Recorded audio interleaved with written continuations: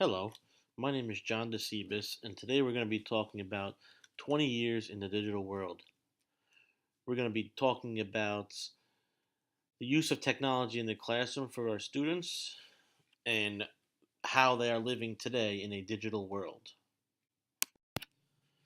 Today's main objectives of this digital presentation are to understand the advancement and adoption of technology that has changed societal norms during the last 20 years, technology as a tool and ways to minimize distractions, and also the risks and benefits of using technology in and out of the classroom. Some of the vintage technology that I remember that was used in the classroom when I went to school were the basics. We had chalkboards, large TV cards that had the VCRs on them when we watched videos, the loud and the bright overhead projectors that we had to copy transparencies from, playing the game The Oregon Trail anytime we had a chance to get on the actual computer, and we didn't even really understand or know at that time what the internet was. The 1990s saw a technological boom. 1993, Tim Berners-Lee invented the World Wide Web, and it went public. Blog websites started popping up.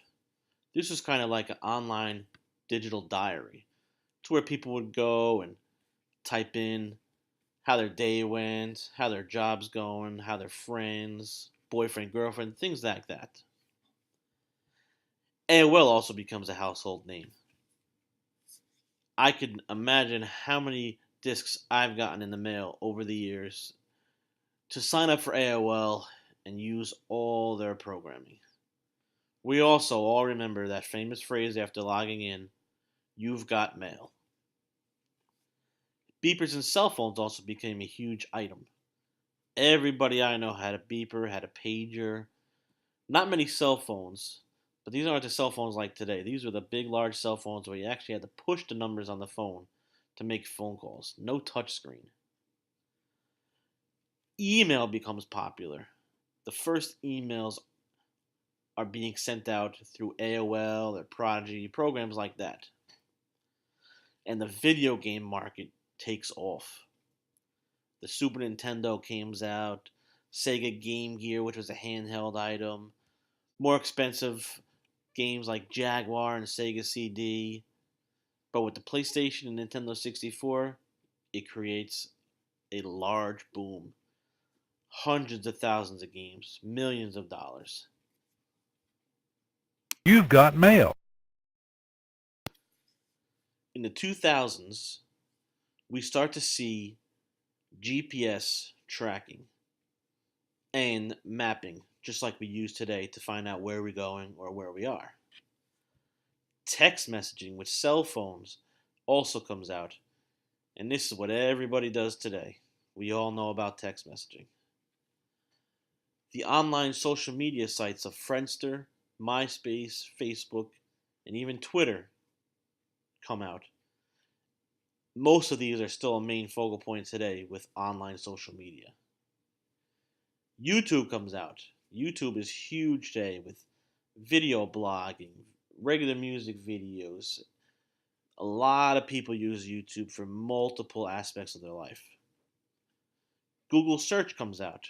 Google search is the main search function of finding anything you want online. The first Apple iPhone and Apple iPads are invented. When the iPhone came out, there were 1 million iPhones sold in just 74 days. Imagine that now. Everybody you see is connected with cell phones. This is just a list of some of the current technology that we all use today constantly. iPads, iPhones, computers, laptops. The new items are Chromebooks and Google Classroom, which I'll explain more later. Tablets, netbooks, and of course, cell phones and digital cameras.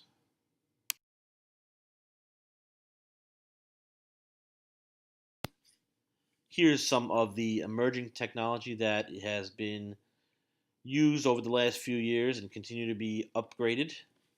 We have digital textbooks. We have Go Guardian, which I will explain more later. Makerspace classrooms, which are lab classrooms that is nothing but technology in the classroom. Virtual reality.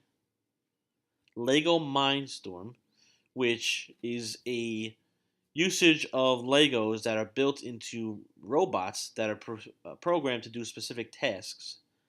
And they are programmed by coding, which is just become something that is being used in a majority of our classrooms now. The STEM program, which brings science and technology to students. Spark, which is a specialized classroom for those students who score higher on specific testing. It tries to engage them in a little bit more technology and higher educational things. And 3D printing, which has become a newer device that can create all different types of objects just from a printer. Now, since technology has become such a mainstay in our classroom and everyday life, we must promote digital citizenship. This is a type of thing that keeps kids safe, shows them reasons why things should be done the way they are. Privacy is number one. You don't want to post things online you don't want other people to see. You need to keep your pictures private. Anything you create, you don't want to put online because somebody could take it and say it's theirs. Only give permission to people that you trust. And when you have login passwords, whether it's for schoolwork or banking or anything, you want to create a strong password. And you don't want to show anybody your personal information or password so that they could use it for themselves and pretty much technically hack all your information. You want to be professional online. You don't want to act like somebody just because you're behind a keyboard and they can't see you. And always protection, protection, protection. Anything you say or post online, it's pretty much permanent. It's almost impossible to take any information off the internet. These are the main keys of becoming a digital citizen.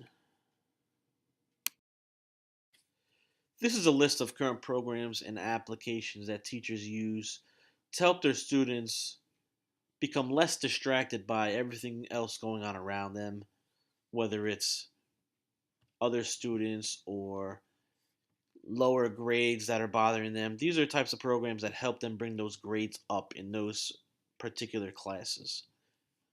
Read 180 and Math 180 are both programs that are used by teachers. They have games, they have word banks, things like that in order to help the students engage in wanting to up their grades. Cool Math is a math game site that has multiple variations for all different grades to figure out the answers to addition, subtraction, multiplication, division, fractions, things like that. Google Docs and Google Sheets are two programs that have become major usage in my district. We have become a Google district where we're one to one, and these are two major programs that we use. Lego Builder is a program that's used to build robots from Lego kits. This has become part of our STEM classrooms where science and technology have become one in one. And then Google Hangout and Google Chat. These are things that we use to talk from classroom to classroom in district or even from classroom to classroom from across the country. It's a great way to become digital citizens with other classes to see how they are running their classroom as well as different projects. Go Guardian is a program I brought up earlier. It's a basic program for teachers to manage Chromebooks and manage their student activity. It incorporates with Google Classroom, which is a virtual classroom between a student and teacher.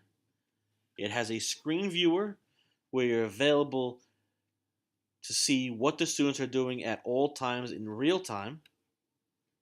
It's got an activity timeline where you could view every student's open tab and their browsing history on a single page. And it's got a scenes option where you can customize the study, the work, and testing environments of each student. This is a major tool used in classrooms now, so we can see if the students are distracted, whether or not they're doing what they're supposed to be doing on a different tab, or just plain fooling around. It's a very valuable tool inside the classroom today for teachers. This is where we need to decide whether technology is a learning tool in the classroom or a distraction in the classroom. Basically, a learning tool is allowing the students to explore on their own.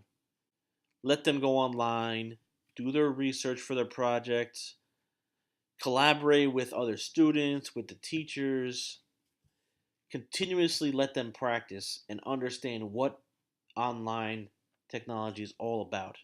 It's not just about going online and playing games, listening to music. It's about many other different variations. You want to engage your students in some type of creativity so they understand that there's so much more of the internet to be used than just playing video games. Now, on the other end of it is the distraction side. You could be teaching a lesson, the student could be on their cell phone without you knowing, on the computer. It's something we have to all deal with today in today's society because technology is everywhere. They're going to be either on a different website, they're going to be streaming their music, they're going to be visiting non-academic websites, they could be playing games or not, or just playing, not paying any attention at all in class. This is something that we have to deal with on a daily basis. Some classrooms have some type of a punishment for kids that are found using these things. If a cell phone goes off, you're going to have to stand up, give a little report of what happened in the class that day, maybe sing a song, or even have to write a paper. It all depends on what the teacher wants you to do and how bad the distraction was inside the classroom. Now, this doesn't happen in all classrooms. It's just certain classrooms where the teachers always have to deal with technology going off. Now, some of the risks and benefits of using technology are risks. Students tend to fool around, make it seem like they're doing work, worrying about what site students are visiting. I mean, if we can't see what they're doing, they might be on a different website they shouldn't be. And the big risk is worrying about bullying, whether it's over email or chat rooms. It's very, very hard to control this because when you're sitting behind a desk bullying somebody, it's kind of private. You don't know who it is. They could be sending it from a fake email, a fake chat, saying there's somebody else when it's really not them.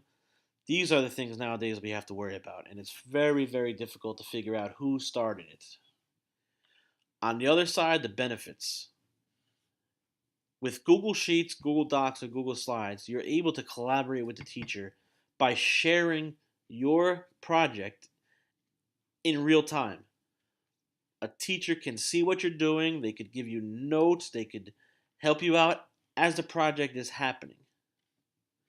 Another benefit is very easy access to the internet for research.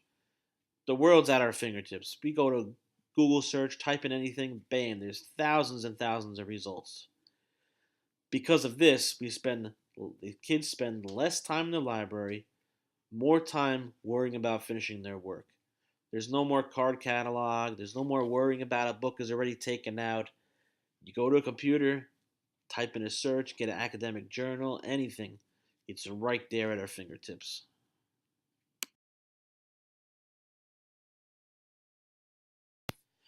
And last but not least, when do we need to disconnect from technology?